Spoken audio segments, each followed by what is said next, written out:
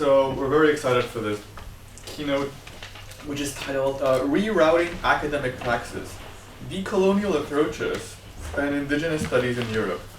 And the participants will be Dr. Chiara Ministrelli, Professor David Stirrup, and Professor Chris Anderson. And I'm going to start with their bios. So, Dr. Chiara Ministrelli is a senior lecturer in the School of Media at the London College of Communication and course leader of the BA in Contemporary Media Cultures in London. She holds a doctorate in Indigenous Studies from Monash University in Melbourne. And her monograph, Australian Indigenous Hip Hop, The Politics of Cultural Identity and Spirituality, is an ethnographic study that investigates the discursive and performative strategies employed by Australian Indigenous artists to discuss politics, identity, culture, and spirituality through hip hop, music, and culture. Her current book project, Doing Indigenous Studies in Europe, Ethical Dilemmas, Challenges and Opportunities, explores the criticalities of doing Indigenous studies from Europe, as the title suggests. Dr. Ministrelli keeps on collaborating with various First Nations in Australia, South and North America. Over the years, she has organized several events that saw the participation of Indigenous artists, scholars, and activists, and she's currently working on the potential of virtual reality as a tool that can encourage digital reconnections. Professor David Stirrup completed his PhD at the University of Leeds in 2003 and came to Kent the following year. His research interests in Indigenous studies focus primarily on Native North American literature and visual art. He's particularly interested in the relationship between literary and artistic production, in the intersection of politics and aesthetics, and in the legal, political, and theoretical debates over cultural and political sovereignty, indigeneity, and post-imperial British responsibilities to the people it made treaties with during the colonial era. He's the author of two monographs, Louise Eldridge and Visuality and Visual Sovereignty in Contemporary Anishinaabe Literature, and has co-edited 5 volumes of essays and 4 special journal issues on subjects ranging from culture and the Canada-US border to the Native Americans and European imaginary. David is also the co-founder and co-editor of the online open access journal Transmotion, hosted by the University of Kent, which prioritizes contemporary, innovative Indigenous writing. From 2012 to 2015, David was principal investigator on the Leverhulme Trust-funded network Culture and the Canada-US border with Dr. Gillian Roberts and a number of collaborators in the UK, US, and Canada. Since 2017, he has been principal investigator in the AHRC-funded Beyond the Spectacle Native North American Presence in Britain with Professor Jacqueline Fear-Sigel and Professor Cole Thrush. This project runs until summer 2020. In 2019, he launched the new Center for Indigenous and Settler Colonial Studies at the University of Kent, drawing on a broad network of institutions in the UK, US, and Canada. This is the first center of its kind in the UK. And Dr. Chris Anderson is a professor and Dean of the Faculty of Native Studies at the University of Alberta. He's the author of 2 books, including with Maggie Walter, Indigenous Statistics, a quantitative Indigenous methodology, and Métis, Race, Recognition, and the Struggle for Indigenous Peoplehood, which recently won the Native American and Indigenous Studies Association Best Subsequent Book Award for 2015. With Evelyn Peters, he also co-edited the recently published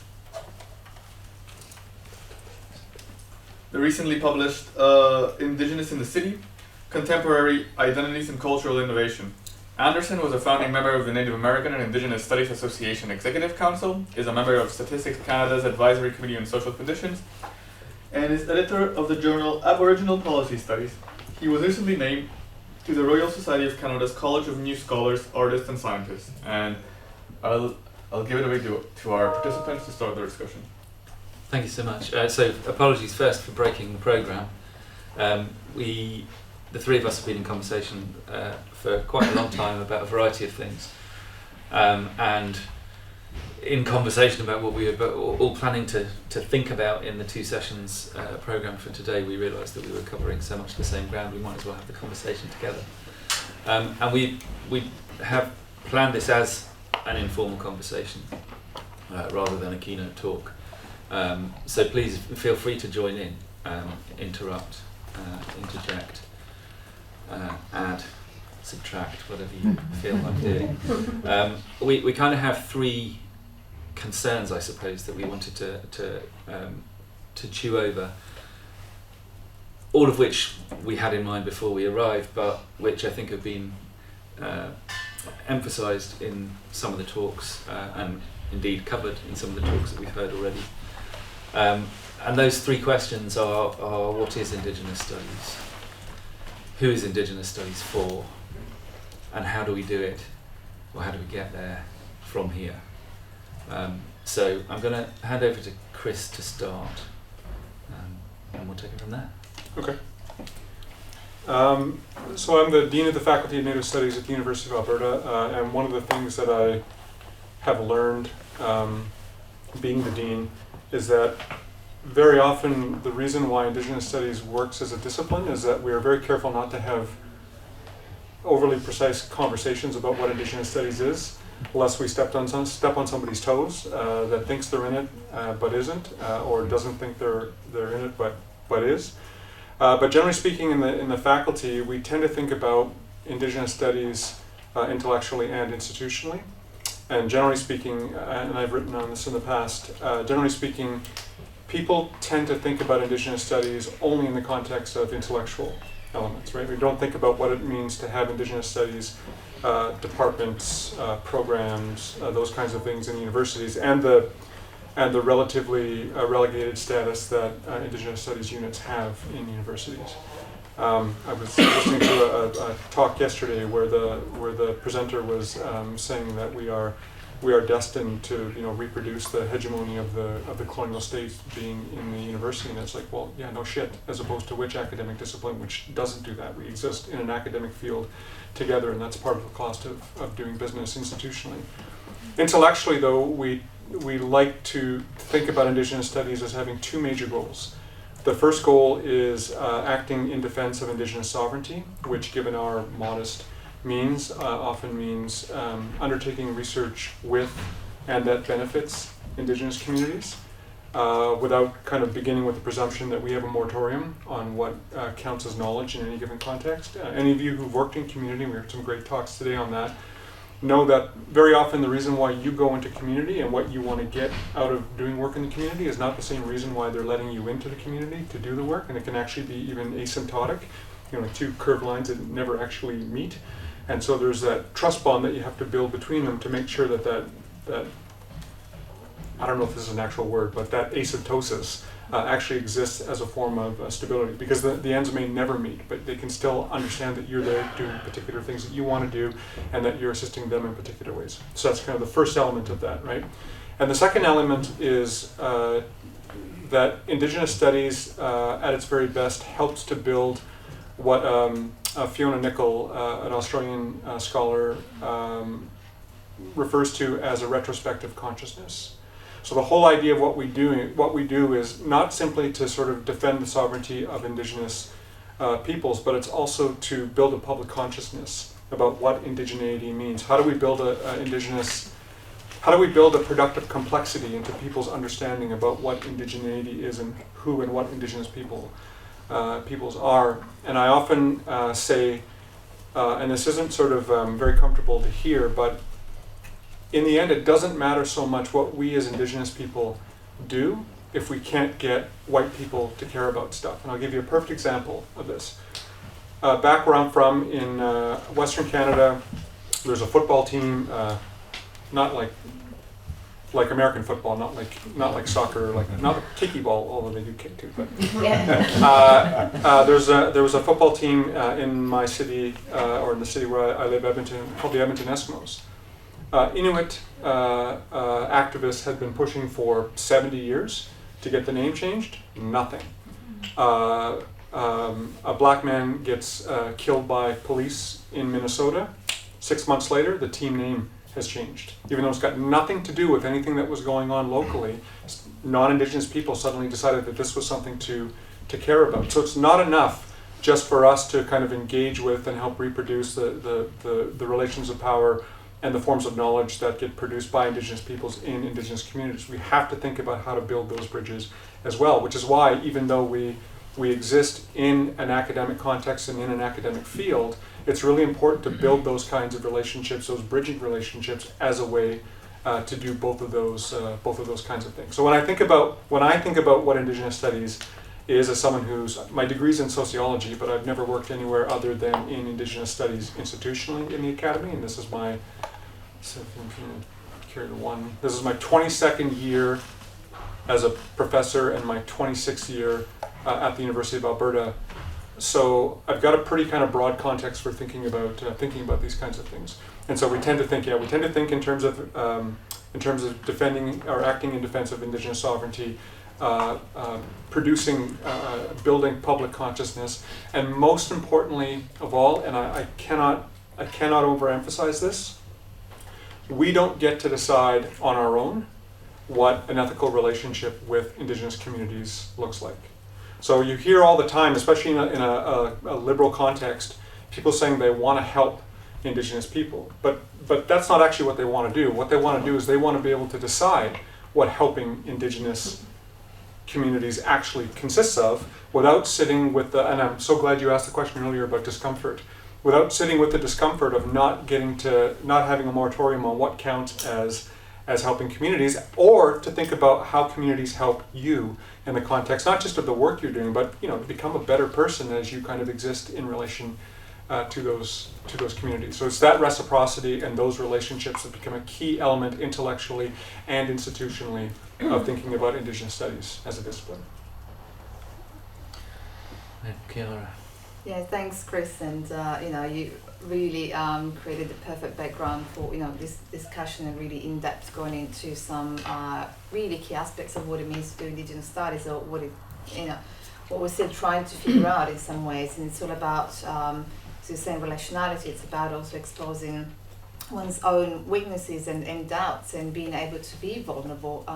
And I want to talk from my experience as well, because we heard really interesting discussions today, really great papers, and one of the things that we've learned from Indigenous scholars and also non-Indigenous scholars alike is that it's important to kind of expose your own positionality, and this comes from a tradition of scholarly literature that goes back to sampling theory, even feminist theory, and Dennis Foley, an Indigenous scholar who works from Australia, really thinking about Indigenous studies and Indigenous intellectual endeavours, identified standpoint theory and queer and feminist endeavours as in some ways a starting point for those discussions to be able to happen, because they provided the background in some ways to talk about positionality, to talk about subjectivity.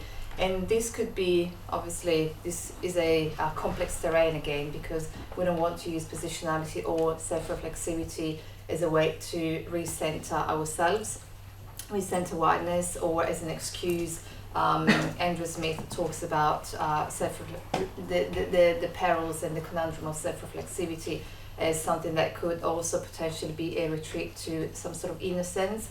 And this could be problematic itself. But also thinking of my experience as a non-Indigenous person, an Italian, migrating to Australia and getting into the field of Indigenous studies. I got a PhD, and at some point, throughout my PhD, I thought, why am I doing this? Why did I get into this PhD? A non-Indigenous person, so started questioning, first of all, why there was a Indigenous studies program for the welcome non-Indigenous PhD students at the time. I was puzzled about the lack of infrastructure in terms of, how am I being held accountable for the work that I'm doing? And of course, there are a series of structures and other, I would say, institutional issues that we need to investigate here. But also, I was doing this work on my own, trying to figure out the best ways to do the work with the communities, but also trying to understand what Indigenous studies was. There was a lot of uncertainty doing that back in 2009, 2010, around that time. As I was telling Chris yesterday, the literature was there, obviously, there was a lot already, many discussions, but it not as, a lot of work that we've got today exposes all these problems, and has, in some ways provided a lot of those answers that students had back then. But we're quite a few non-Indigenous students doing that kind of work, and we all, we had amazing tutors and mentors from the communities and also Indigenous scholars, but at the same time, it was a journey of self-discovery. At the same time, it was a journey of trying to identify why we're doing that kind of work, because there's always an issue in terms of someone earlier mentioned, you know, the white Soviet complex and why people are doing this kind of work is that to get your own issues out of your, you know, own community, out of yourself, or trying to feel better about, you know, doing this kind of work in some sort of redemptive way. So I think one of the first questions that I had to answer at the time was, why am I doing this work with Indigenous communities when I could be doing this similar work with my community?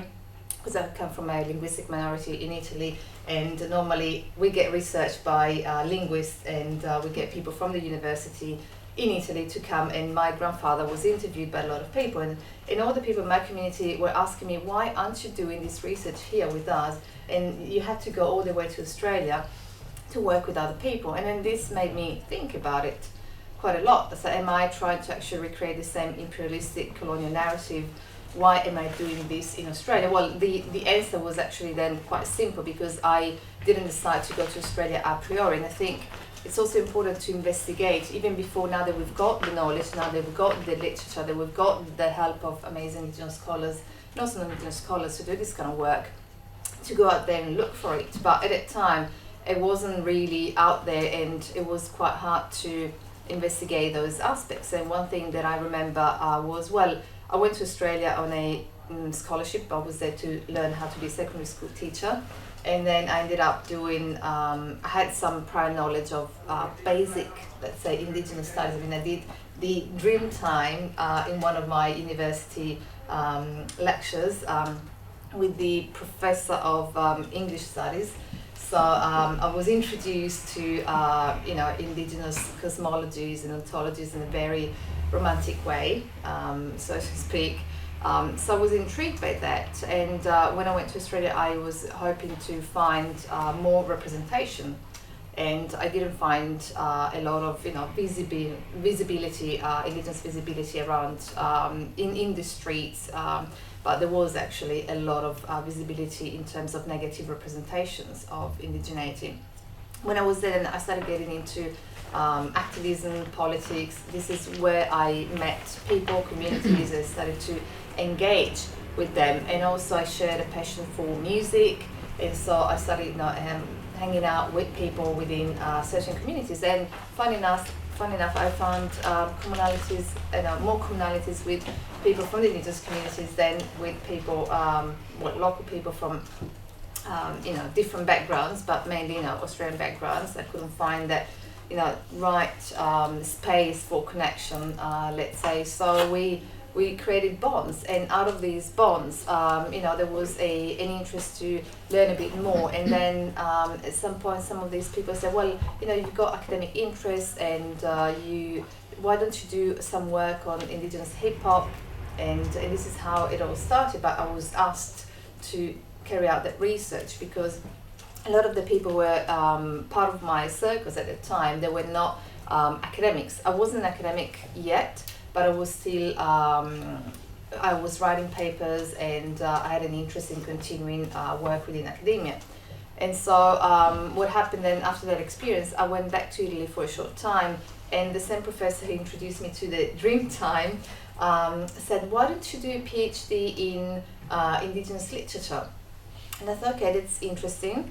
Long story short, I got a scholarship to do it, and then I realized this is so wrong. It's completely wrong. I can't do this kind of work, and it's not, you know, we shouldn't be doing this within an Italian institution without any ethical protocols, any guidance, and reimposing a really imperialistic way of looking at just Indigenous cultures and issues more in general. So I was really puzzled, and I realized that that was not something for me and for that institution. So I decided to quit, and I went back to Australia. And when I was there again, I got myself again into talking to people, and there was a real need for me in some ways, because hip hop was becoming a really important tool, a platform for people, especially the younger generations, to talk about who they were, and to also reconnect to the elders, because there were these fractions within the communities where the elders couldn't get what these younger people were doing. And so I thought, well, you know, if this is something that I'm asked to do, and there is a need for it, I'll try to do my best. But first of all, when I started, the first thing I was asked to do was to decolonize myself, my mindset, my knowledge. And now we might have different views around decolonization or perspectives that might differ, but I thought at the time that it was really important to start, getting rid of what I had learned so far within the Western academia, but also within, something that came out of my upbringing. When I decolonized that, I went back to actually realizing that my roots were important as well. Growing up speaking a minority language that I didn't want to speak because I felt ashamed. So I wanted to speak Italian then, obviously because it's the national language. So and I stopped speaking that language, and then talking to those communities, I realized how many affinities there were. Obviously, completely different story. No colonization happened in my area, so it's very different, and I don't want to recenter my story as something that is important, because it might be recentering again our positionality as colonial and imperialist in this case. But I thought these are those spaces for us to have a dialogue and understand each other. So I started this work, and I thought I have to continue this work of decolonization or self-reflexivity in dialogue, and that's how I thought that was my first introduction to Indigenous studies for me. Then things developed over time, but it was quite interesting. I thought how many students get into also these institutions and have no preparation or perhaps even no background, and sometimes obviously you learn.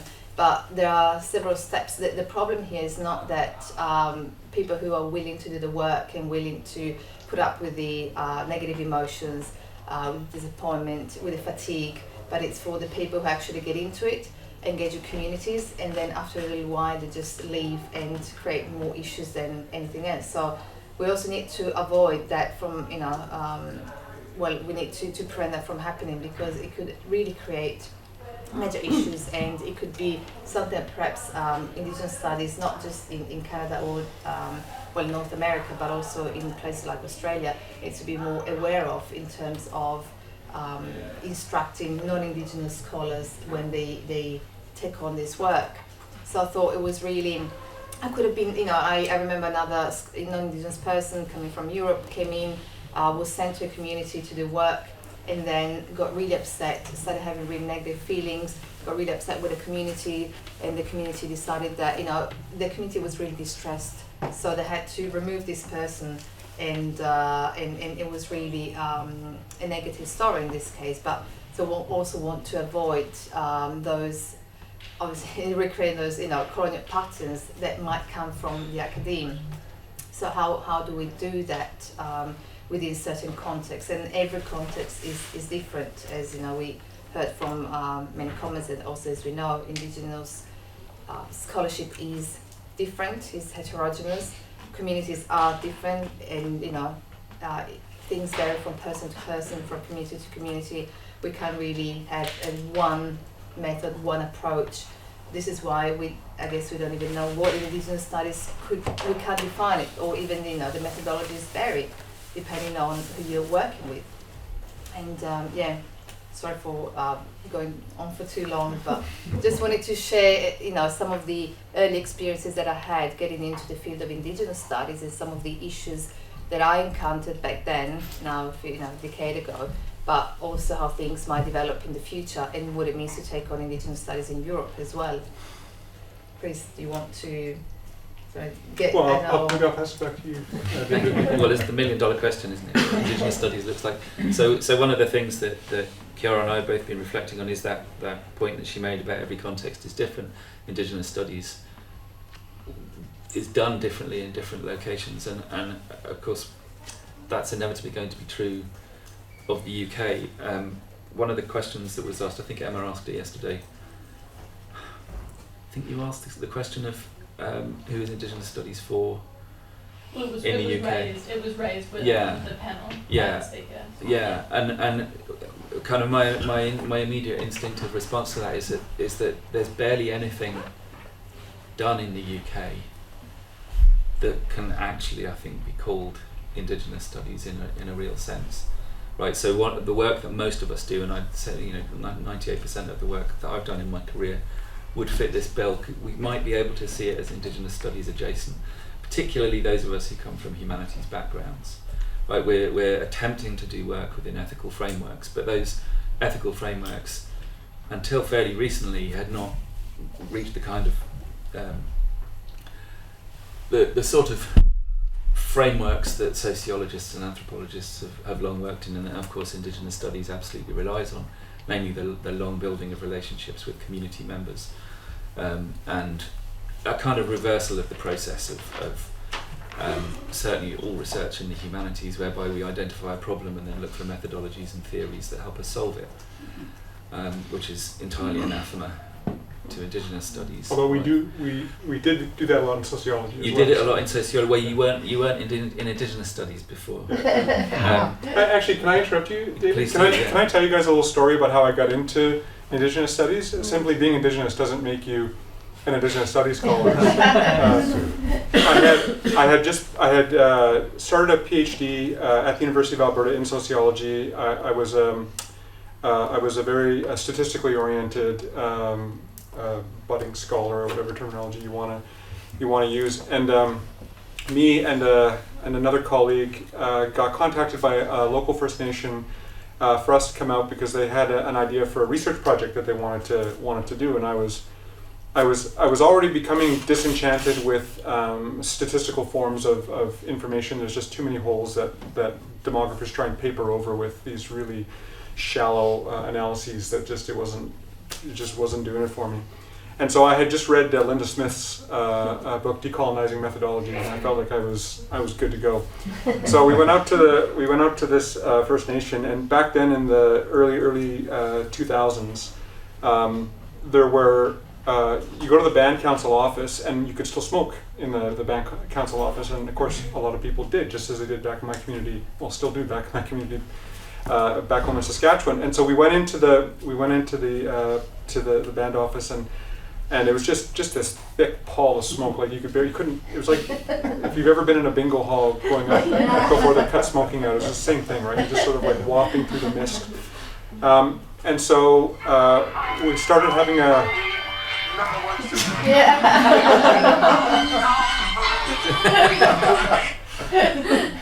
you know I'm not a dancer. I was singing that only yesterday. And so they basically, what was happening, and this is 20 years ago, so if I'm misremembering parts of it, my apologies, but what was happening was internet was just coming onto reserves, and they were trying to figure out how big a server they needed. So to do that, they needed to figure out how much bandwidth it was likely that they were going to need.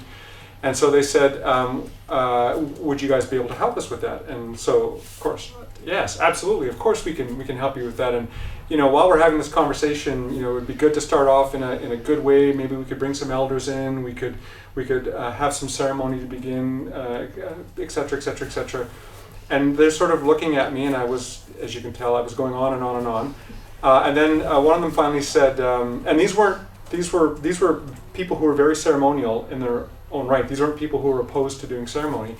But one of the ladies looked at me and she said, yeah, we could do that, or you could just build a survey. Like, no need for all of this other stuff. And right at that time, it sort of hit me that, right, I had presupposed that I knew what the correct method and methodology was going into the community, instead of just shutting up and listening to them to get a sense from them. For, like, this is kind of, this is de rigueur in Indigenous studies now in terms of what co-creating research looks like. But back then, I thought I had all the answers when I went in, and this lovely, patient person was looking at me. He's like, yeah, no, that sounds great. How about we just build a questionnaire? You're a quantitative sociologist. This is what you're good at. And ever since then, and if any of you have ever read any of the work of Robert Innes, he's the chair of Indigenous Studies at McMaster University. He's got this fantastic article talking about what the three prongs of Indigenous studies should be, and it's around kind of like benefiting communities, being methodologically adventurous. It doesn't matter what the methodology is, it's the ethical relationship that you create with the community, and then you have a discussion with the community about what the best methodology or methodologies might be to, so, any of you who've read Sean Wilson or Margaret Kovach or any of the Indigenous methodologies, in Indigenous studies, we're less likely to sort of wed ourselves to a particular methodology before we have discussions with the community about what the methodology is that they actually want to engage in. So that's how basically I got into the ethics of Indigenous studies, already being in a school of Indigenous studies, but of course, I think I had 13 different course preps in my first 3 years, so I wasn't sort of thinking too much about kind of like what my research was. It was all teaching all the time at that time. But this really had a career-changing impact on me in terms of what I thought about Indigenous methodologies and what I thought about what an ethical relationship with community or communities actually looks like. Never get into conversation with the person who has best stories. Was that mine or the lady? Yeah. So where even was I, Chris? No, I'm sorry, David. I'm thinking, no, it's fine. It's an important. I mean, that the first time you told me that, it was a salutary reminder of how kind of fixated on notions of doing the right thing we can become that we actually end up doing the wrong thing. Yeah. And someone has to correct us. So I think perhaps worth just reflecting just briefly on why we set up the Centre for Indigenous and Settler Colonial Studies at Kent, which was really, I can't remember which of the fantastic organisers said this yesterday, but I think it was Unishan talking about wanting to create a kind of institutional hub for conversation, which was precisely the framework that we were thinking about when we established that centre, that it's not so much somewhere that is going to, and this comes back to all the conversations we have about methodology. Indigenous studies methodologies are not templates to pick up and apply to other things. They're also deeply personally generated. That what they are models of learning how to go about building relationships rather than tools that we can take and apply. We're doing the wrong thing if that's what we're doing. So we established the centre through conversation with people like Chris over quite a long period of time. As somewhere that we could start to stage conversations about what we're doing, what we're trying to do when we're working on Indigenous content. I was seeing a lot of colleagues from disciplines like post-imperial history, like Victorian studies, other areas of the humanities with very little relationship to Indigenous studies and its precursors, increasingly stepping into territory that they simply didn't know how to handle. They knew that there was an ethical engagement to be had, but they weren't. They couldn't figure out how to do it.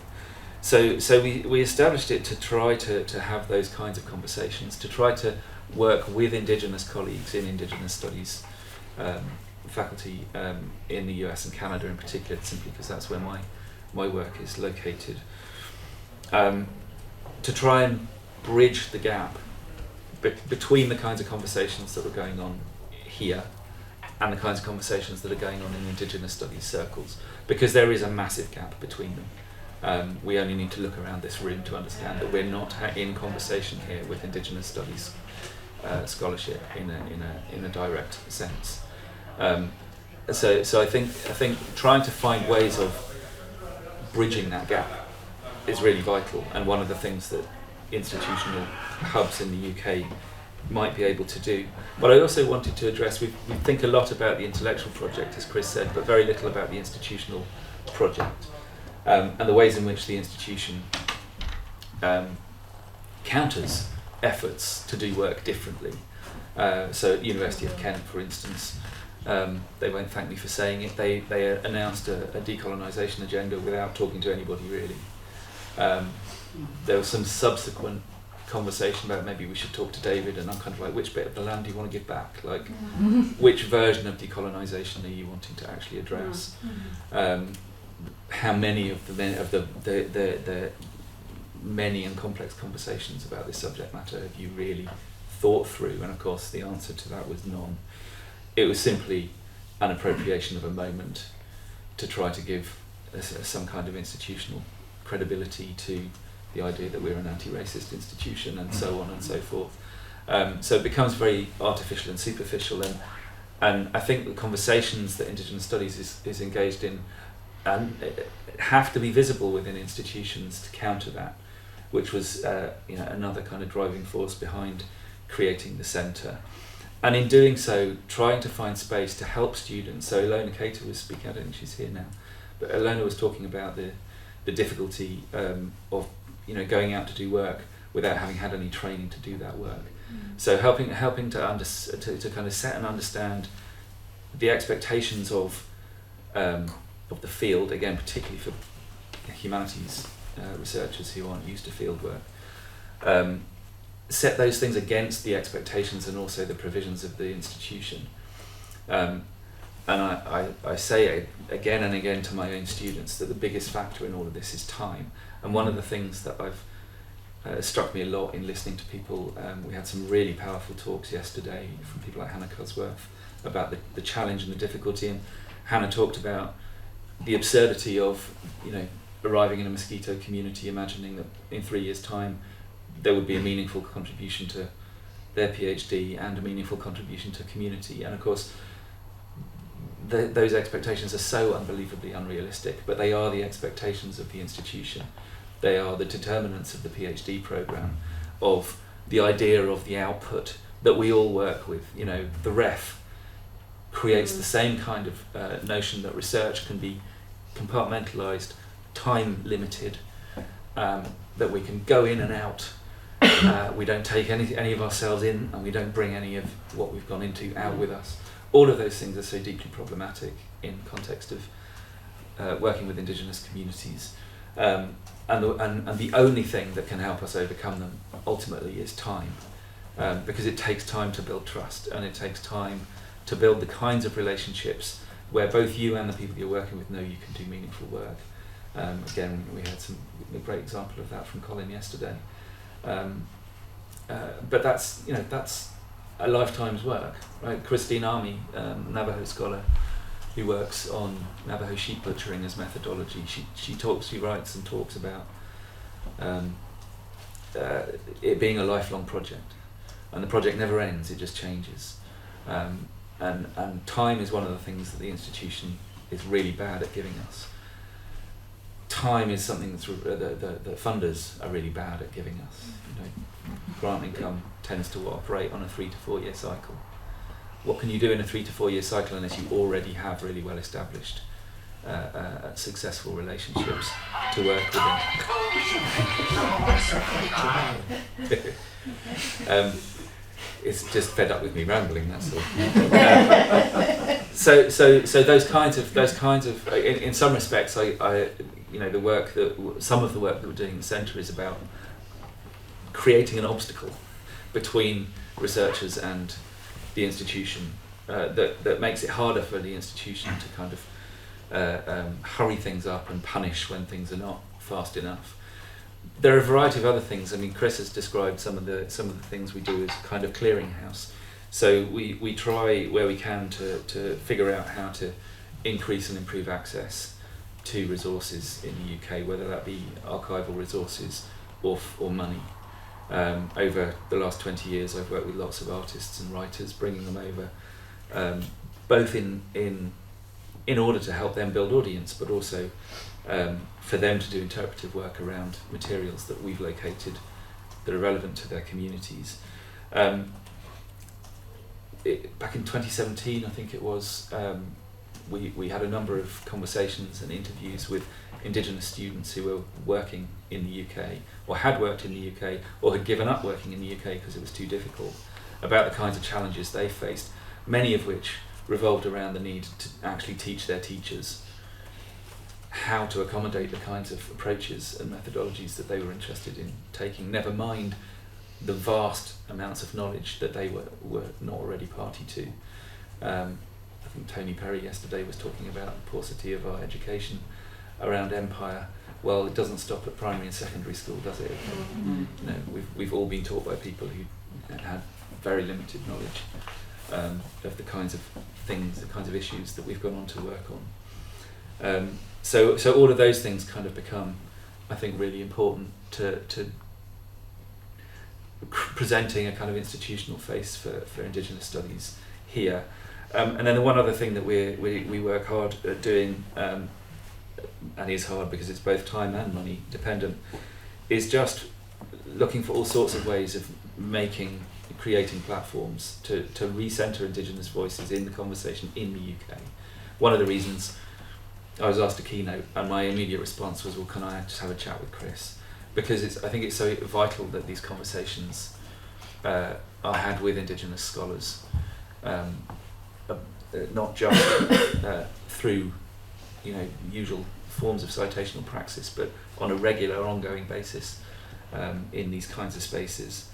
And so I'll finish just on this one note, which is just to say that the next phase of the Centre's life is actually going to involve Chiara and Chris as co-directors, trying to draw more fully on the networks that already exist in the UK. And also I've had an awful lot of input from Chris's faculty in the last 2 years in particular, to try to work more closely with that expertise and knowledge, particularly around questions of methodology, because if you don't know the faculty at Alberta, it is one of the most kind of community embedded Indigenous studies units, probably in North America, certainly in Canada. For size, yeah. So the kinds of tussles that many of us and our students are having with methodological approaches are the bread and butter of that unit.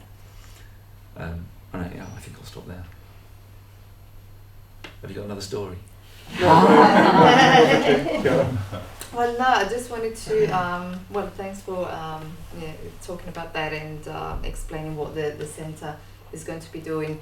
Just briefly wanted to also talk about something that was raised, and I think, we all share, I guess, here with you notions of what possible methods could be and how to work ethically. But there's always, this term underlying all our efforts, which is decolonization.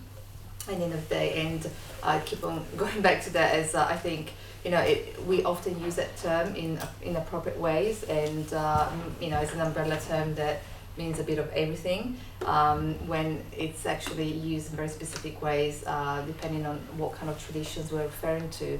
For instance, if we look at the work of the Southern American scholars like Quijano and Mignolo, they talked about decoloniality as attached to the notion of modernity and the workings of modernity, and it's quite different from the way in which we see decolonizing methods and decolonization as a principle for reclamation of land, sovereignty, autonomy, and so on and so forth, all principles that Indigenous scholars and activists want to apply in their work. So we need to be also very careful when we use the term, and we often use it also to decolonize the self, to decolonize this and that, and I guess we're all familiar here with the work of Tuck and Young, and how they kind of works around this idea of decolonization now is used, appropriated by every institution, especially after 2020, to what happened to Floyd, and our discussions about decolonizing the curriculum, decolonizing anything, intellectualism, decolonizing this and that. But then at the end of the day, we need to really reflect on how we use the term decolonization, especially when we engage with Indigenous communities.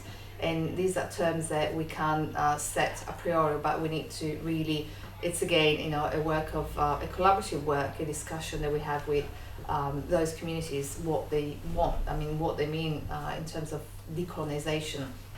And I said, yes, I was approached by scholars and within the Indigenous Studies Centre saying you need to decolonize yourself, which is a very useful framework as well. It's important to understand how colonial and imperial knowledges are part of who we are and how we've learned and how we grow up, learning from those experiences and power structures. But when we start to analyze and pull apart all those, intersections between gender and sexuality and power relations and whiteness, we start seeing how these work within ourselves and within how we approach other communities, other people, and sometimes, just a question of going back to pretty much who we are in some ways, in terms of getting rid of all those constructs and do the work in a more relational and spontaneous way, because sometimes especially academics tend to intellectualize everything and put there's intellectual frameworks as a barrier in some ways, or as a barrier and as a weapon and get into conferences, into fields, into discussions using theories or intellectualism as as a main way of communicating. But once we kind of approach the field also by exposing the problems, issues, and being quite honest about our intentions, I guess it becomes also clear. Also, eventually, it's working for the people, working with communities, and see, and it will be fights. So there will be arguments. There will be sometimes, times when we don't get along, but then we build and reconnect and we understand and we learn. It's a process. So once we learn that, the important thing is to, if you start this work, not to give it up, because if you give it up, it's I think it's one of the worst things you can do. And of course, issues of trust and here, go down the drain, because it's really important to. This is something I've been thinking. How can we get actually people who want to get into the field to really understand beforehand what kind of how to be there? How to do the work, how to build the resilience, especially these days where I see a lot of people. As soon as they encounter the first challenge, they're like, "No, I'm not going to do it." These people are not responding to me. They're wasting my time. We'll have very busy life these days, but how do we prepare also emotionally the same people to get into the field and to work with communities? That's one of the things that I've been thinking about. And I'll say whenever I get asked to be part of a research project now, I almost always say no when it involves communities, and the reason I always give for why I say no is that I don't have time. I don't have time to take on more relatives. No, I'm not, and I don't mean that. I don't mean that as a joke. I mean this is. I'm sorry. I don't mean that you were laughing at it as a joke, but it's just that's the type of commitment that you have with a long-standing relationship with communities. It's relational accountability, and I don't have time. I work. All of you who are professors or going to be professors, I work. I'm on call 90 hours a week. I don't have time to build a relationship with another community to engage in and treat them respectfully in the way that you would treat relatives who you care about. I don't have the time, and so I almost always say no. And that's the way to think about this. What's the kind of commitment that you make? Because this is not something you can stick a toe into. But the other part of this is that there's all kinds of really ethical research you can do that isn't Indigenous studies research. Indigenous communities don't care so much whether you're doing Indigenous studies research or whether you're a biologist who's coming to help them figure out whether they've got uranium in their water, or I don't know if you can have uranium in water, but something similarly shitty. So it's not Indigenous studies is a particular way of engaging with the world, but that doesn't mean that that's the only way that you can engage with communities. In fact, we use the work of Indigenous scholars who aren't located in Indigenous studies, but who have very ethical relationships with Indigenous communities. I just think there's something gained in terms of the role that we play in the academy that makes Indigenous studies worthwhile as its own intellectual space within the academy. Are we allowed to make comments? Please do, yeah. So I just think it's interesting listening to you. So Indigenous Works, which is a Canadian Indigenous-owned sort of ECDev think tank, we conducted a national survey of Indigenous business leaders and corporate partners, their corporate partners who had long-standing relationships. And we asked them, what are the competencies that you need to develop a long-standing working relationship? And they, interestingly, there were 12 competencies identified, and they all came up with the same top 5 in different order. But I think it resonates with what you're saying, because the 3 top ones were willingness, reflexivity, and very interestingly, vulnerability. Mm-hmm. And I really see that and these are corporate, white corporate guys coming to the table and saying, the only way that we've made this work is when I show up. And not only do I show up as a person, a father, an uncle, or whatever, but I keep showing up. And that was and I think that just really resonates with Chiara, what all of you are saying, and something that we need to be telling students too, that those qualities have to exist in those meaningful partnerships to make them meaningful. And that they're not going to develop within the space of the PhD. That's right. I think that's one of the things that I like as time goes on from here, right? Like Indigenous students working in Indigenous studies units in settler colonial states, you know, have different forms of access to the kinds of access that people here have. And I say this to my students time and again: you're starting something in your PhD that may be 20 years in the making, but you're not going to create the perfect environment within that. If you think you are, then you're thinking about the whole thing in the wrong way, because there just isn't time in 3 years. Yeah, I know that's very. I totally agree, and I've worked in the same community now for almost 25 years, and I had a student just last night ask me, well, what happens when they ask you to do something that you're not really interested in? And I said, well, I do it, you know, and then, you know, 1 out of 5 times there's something that I'm super interested in, but that's a privilege that I get to keep to myself, really. But one of the chiefs used to call me the tool of the nation, because it was just like, research this, we need this, we need you to do that kind of thing. So that's the kind of relationship that you're in when you're in it, you know.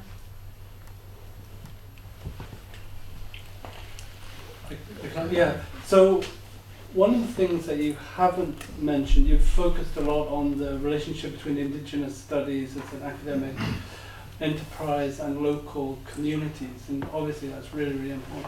But what about global connections? I've often thought that one of the problems with academics, all academic studies and research about Indigenous people, is that they're often encapsulated in rather parochial national narratives. So it's all about Canada or the US and the relationship between a particular group and this nation state, and not other Indigenous people. So I think that's one concern. And then the other is that sometimes, at least I've found in my experience, Indigenous people have more affinities with other Indigenous peoples that may be far away than ones that are in the same nation state. Like the Innu, for instance, who are hunters, found a lot of affinities, you know, with Hadza in Tanzania, and were very interested, you know, in them and learning about them. And I was wondering if, you know, maybe this is more to Chris, but to the others too, how these kind of dialogues could be encouraged, and whether you think that's important or not. Yeah. Funnily enough, in the original list of questions I had for Chris, one of them was about the relationship between that strand of Indigenous studies that is focusing on global indigeneity, and that focuses on highly localized. And we've context. Actually put in a grant to whatever the alphabet funder here is. AHRC. Which intriguingly, so those some of you already know that there was a recent call for research that specified you had to have Indigenous co-researchers, and yet there was no means of identifying yourself as Indigenous. I was mixed other when I checked. You had to be mixed other, or would prefer not to say. Yeah. So. And I preferred to say, so. Yeah, I mean, if you think kind of, if you take maybe an uncharitable view of anthropology and think about the ways in which they nearly completely erased our historical global movements as a way to kind of depoliticize our peoplehood and sort of turn us into these little parochial, local kinds of, so part of what we're interested in is how, you know, so the big Beyond Spectacle project is sort of looking at Indigenous visitors coming to the UK over the past 500 years. But lots of people who are from my nation, and even some from my community, moved here over the past 500 years and stayed. So has anyone ever heard of Alexander Kennedy Isbister? A Métis guy from what is now northern Saskatchewan. He moves here, he becomes a lawyer, he becomes the dean of a university here. He starts writing children's school books, becomes fabulously wealthy, passes away in 1870, 1880, something like that. We know about him back home, but he has a huge impact on kind of what British educational life.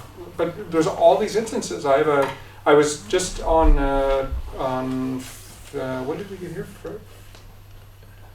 What day is it today? Wednesday. I had lunch with a cousin of mine, who is the granddaughter of a great uncle of mine that came over here during World War I and stayed, got married, stayed, had kids. She reached out 2 generations later, connected with our extended family, and has been coming over every other year for the past 30 years. And of course, we've pulled her in, and et cetera, et cetera. But there's all these kinds of presences and all these, not just traces, but kind of this continued dynamism of indigeneity in places like the UK that otherwise gets completely erased from any. I mean, I'm not telling you guys anything you don't already know, but so there's that element, and then also the book I wrote on Métis was interested in the idea of what peoplehood actually is. We tend to use peoplehood and nationhood. We tend to conflate them, and I like to see nationhood as the way that we imagine ourselves internally, and peoplehood the way that we imagine ourselves in relationship to other peoples. Mm-hmm. So when you think in that context and think about all the different ways in which Indigenous peoples recognize other peoples in ways that don't make sense from a Westphalian nation-state perspective, but may make perfect sense in the context of the kinds of lifestyles that they live in and historical relationships that they might have had within that. Mm-hmm.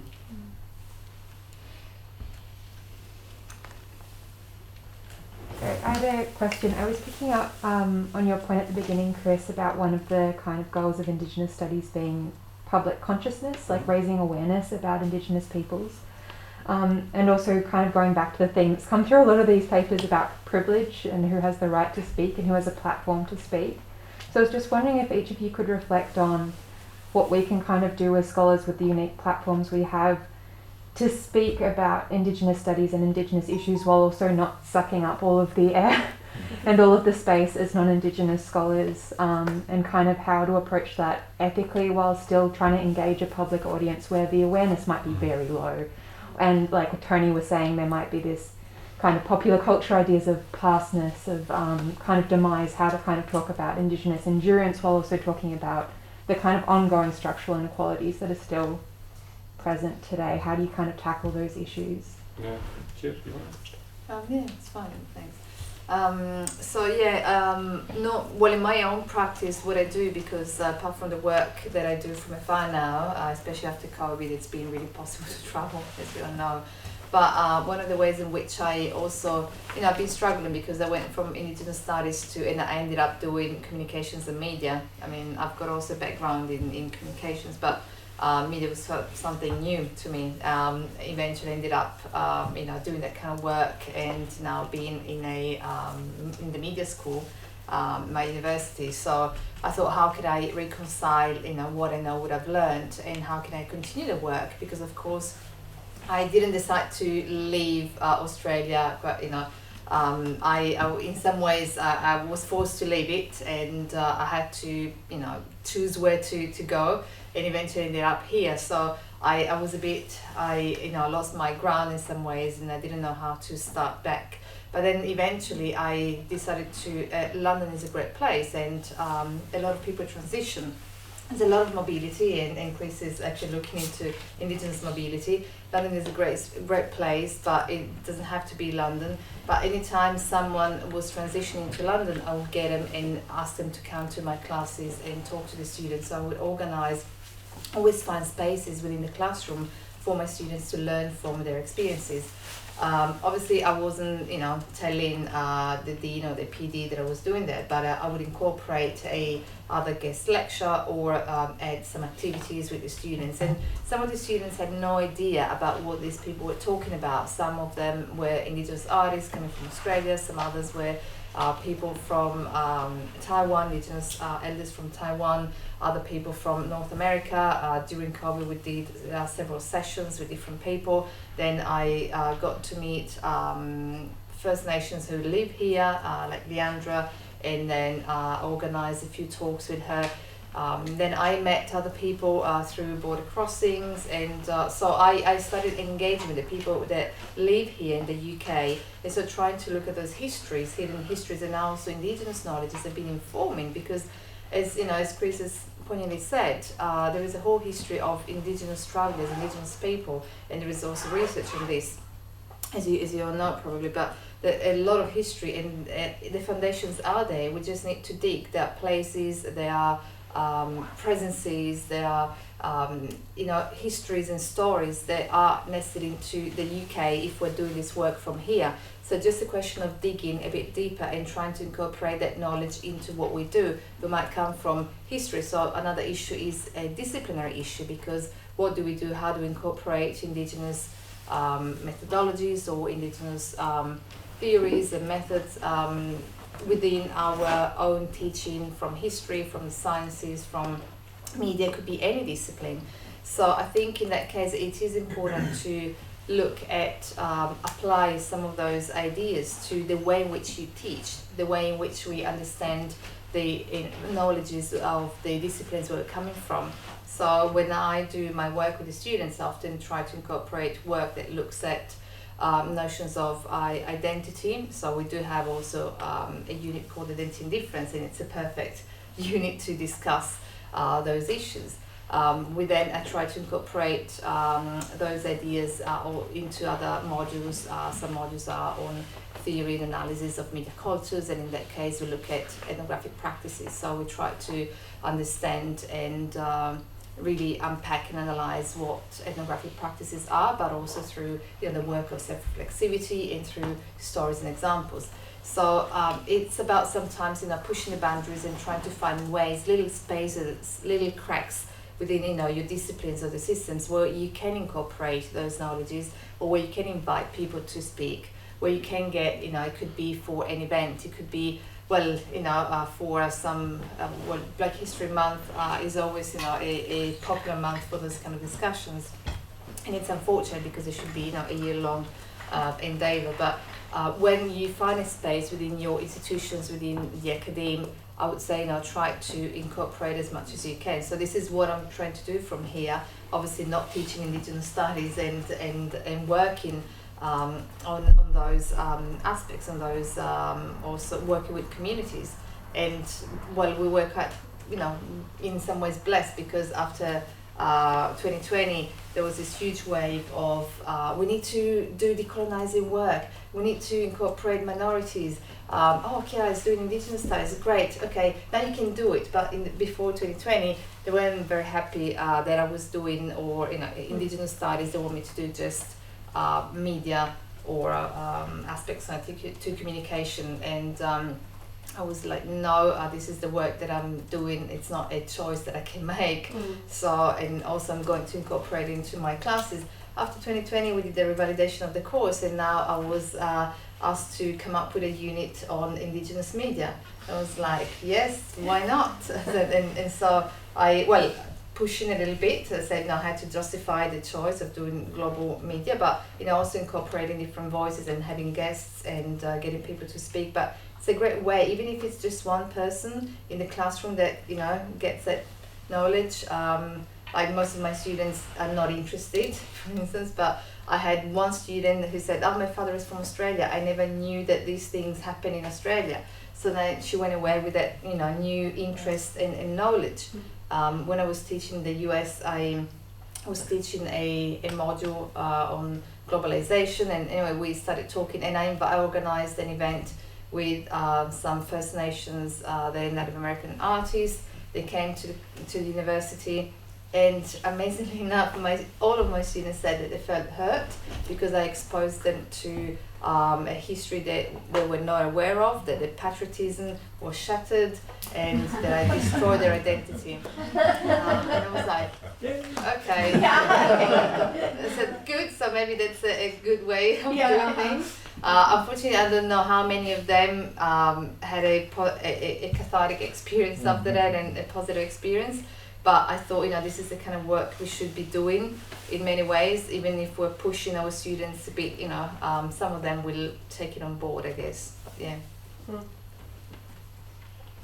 Chris? So it's been a great discussion, but unfortunately we're out of time, so we'll have to pause it there, and we'll continue this discussion in the roundtable at the very end of the conference. So everyone is welcome back. We'll answer the questions that haven't been posted in the chat, and so on and so forth.